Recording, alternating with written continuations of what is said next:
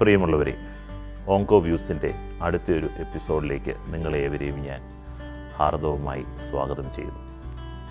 നമ്മൾ ഇന്ന് ചർച്ച ചെയ്യുന്ന വിഷയം പ്രോസ്റ്റേറ്റ് ഗ്രന്ഥിക്ക് ഉണ്ടാകുന്ന ക്യാൻസറിനെ കുറിച്ചും ആ ക്യാൻസറിൻ്റെ ലക്ഷണങ്ങളെക്കുറിച്ചുമാണ് നമ്മളിന്ന് ചർച്ച ചെയ്യുന്നത്. കഴിഞ്ഞ ചർച്ചയിൽ നമ്മൾ കണ്ടു പ്രോസ്റ്റേറ്റ് ക്യാൻസർ എന്താണെന്ന് കണ്ടു, പ്രോസ്റ്റേറ്റ് ഗ്രന്ഥി എന്താണെന്ന് നമ്മൾ മനസ്സിലാക്കി. ചുരുക്കി നമുക്കൊന്നും കൂടെ പറയാം. പുരുഷന്മാരിൽ മാത്രം കാണപ്പെടുന്ന രോഗമാണ് പ്രോസ്റ്റേറ്റ് ക്യാൻസർ. കാരണം പ്രോസ്റ്റേറ്റ് ഗ്രന്ഥി പുരുഷന്മാരിൽ മാത്രമേ ഉള്ളൂ. യൂറിനറി ബ്ലാഡറിന് താഴെയുള്ള ഒരു ചെറിയ ഗ്രന്ഥിയാണ് പ്രോസ്റ്റേറ്റ് ഗ്രന്ഥി. പക്ഷേ ലോകമെമ്പാടുമുള്ള പുരുഷന്മാരിലെ ക്യാൻസറുകൾ നമ്മൾ പരിശോധിക്കുകയാണെങ്കിൽ നമ്പർ 1 പ്രോസ്റ്റേറ്റ് ക്യാൻസറാണ്.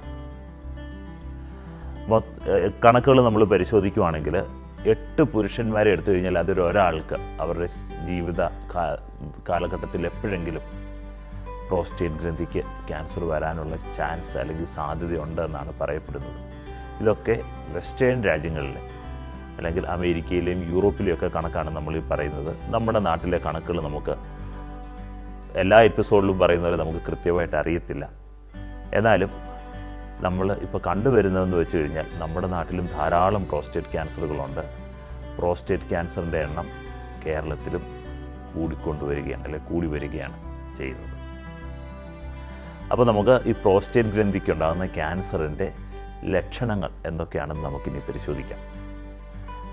വളരെ ചെറിയ അല്ലെങ്കിൽ തുടക്കം അവസ്ഥയിൽ പ്രോസ്റ്റേറ്റ് ഗ്രന്ഥിയിലെ ക്യാൻസറിന് യാതൊരുവിധ ലക്ഷണങ്ങളും കാണത്തില്ല, ഒരു ലക്ഷണവും കാണത്തില്ല.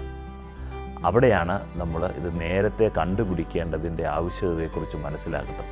അതിന് സ്ക്രീനിങ് ഉണ്ട്. അപ്പം പ്രോസ്റ്റേറ്റ് ക്യാൻസർ സ്ക്രീനിങ്ങിനെ കുറിച്ച് അടുത്തൊരു ചർച്ചയിൽ നമുക്ക് വിശദമായിട്ട് സംസാരിക്കാം.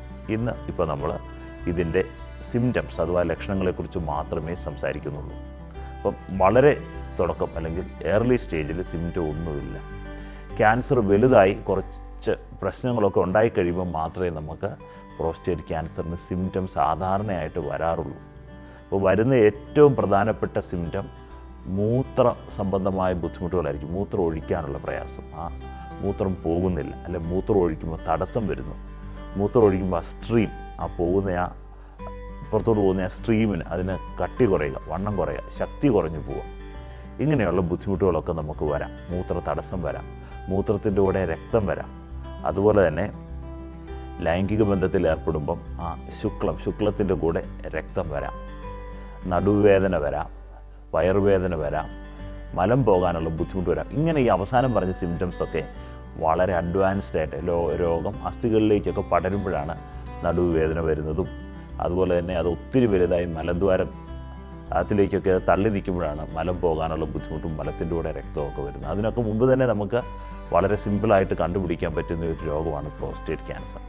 ഇതൊക്കെയാണ് ഇതിന് കോമൺ ആയിട്ടുണ്ടാകാവുന്ന സിംറ്റംസ് അഥവാ ലക്ഷണങ്ങൾ. ഏറ്റവും പ്രധാനപ്പെട്ട സിംറ്റം മൂത്രം ഒഴിക്കുമ്പോഴുള്ള ബുദ്ധിമുട്ടുകളാണ്. തടസ്സം, പോകുമ്പോഴുള്ള ശക്തി കുറവ്, മൂത്രത്തിൻ്റെ കൂടെ രക്തം വരിക. ഇതൊക്കെ പ്രോസ്റ്റേറ്റ് ക്യാൻസറിൻ്റെ ലക്ഷണങ്ങളാകാം. ഇനി തുടർന്നുള്ള ചർച്ചകളിൽ നമ്മൾ പോസ്റ്റ് ചെയ്യുന്ന വീഡിയോയിൽ ഇതിനെക്കുറിച്ചുള്ള സ്ക്രീനിങ്ങിനെക്കുറിച്ചും ഇതിൻ്റെ ചികിത്സയെക്കുറിച്ചും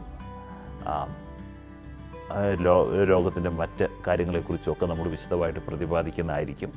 ഇത്രയും പറഞ്ഞുകൊണ്ട് ഇന്നത്തെ വീഡിയോ ഞാനിവിടെ അവസാനിപ്പിക്കുകയാണ്. നിങ്ങൾക്കെല്ലാവർക്കും നന്ദി, നമസ്കാരം.